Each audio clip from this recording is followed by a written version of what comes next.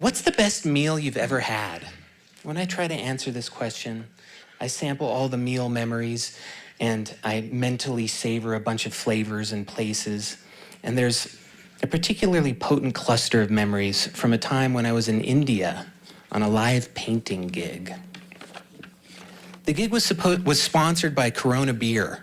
We were a rowdy bunch and would take over nightclubs and bars. I would paint live.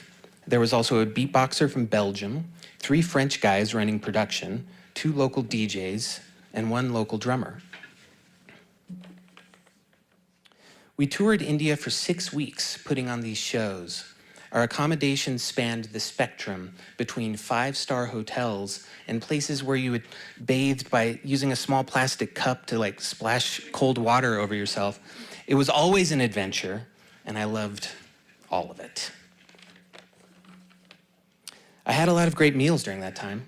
The food was amazing, and those moments are some of my most memorable from that trip. But strangely, the meal that stands out is one that I accidentally stumbled into while I was adventuring by myself. Since I was in India for a while, my friends taught me how to haggle, so I would occasionally hail a tuk-tuk and go visit street markets. I grew to like the process of haggling. Once I knew the rules, it felt like a joyful game rather than a tense standoff. And one day I was checking out some jeans in a shop and I found a pair I liked. I could tell they were cheap knockoffs, but I liked their shape. So I haggled with the shop owner and I brought them down to a price that I knew was good enough for me, but also left some room for him.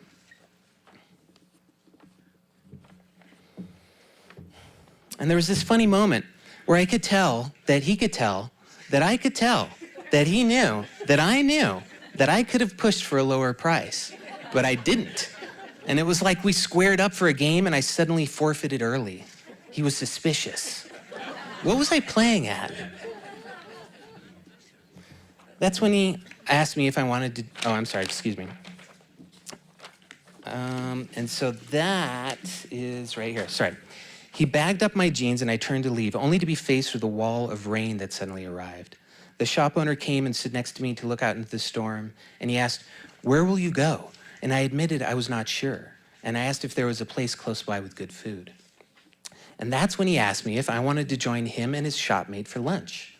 I said, sure. He thumbed out some bills and sent his shopmate into the rain to retrieve the mystery meal.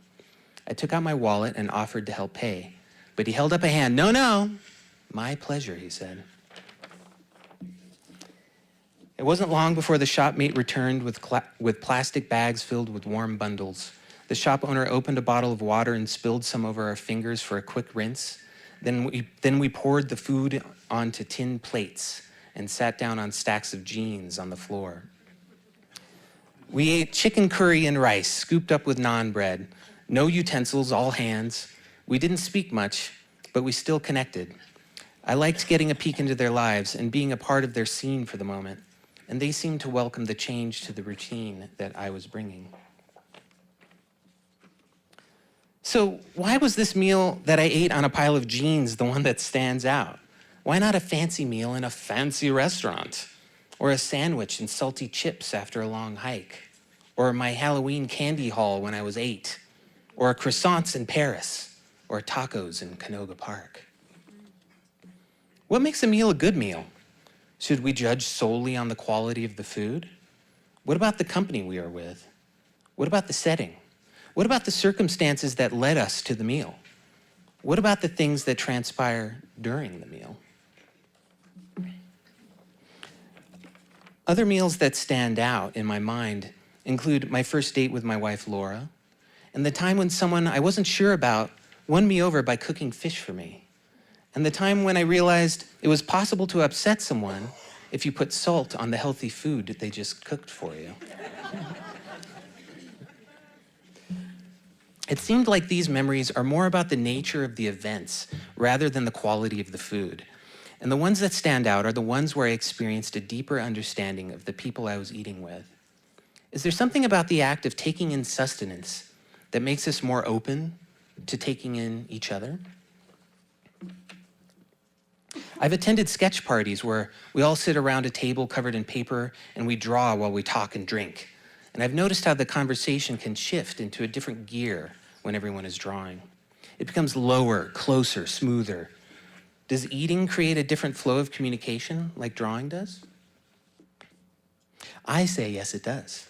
And it's fun to think about all the different things we eat and the different ways we eat them, and how each way can result in its own unique modifier. How do we relate when eating ice cream? How do we relate when eating lobster? How do we relate when eating bread? Bread must have its own special way of affecting us when we consume it. At first glance, it's so simple. A substrate, usually employed to deliver something else. Crackers, toast, sandwiches, burritos. It seems like the bread is the stage on which the show is performed. But bread runs deep within us. It goes back 14,000 years and was integral to the formation of early human societies. When we eat bread together, we're tapping into our common ancient foundations. It has been our stage, carrying us through everything. And now the big pita has carried us here, where we will attempt to explore everything that bread can be. I hope we remember this time together as an occasion that left us feeling nourished with a deeper understanding of bread and each other. Thank you.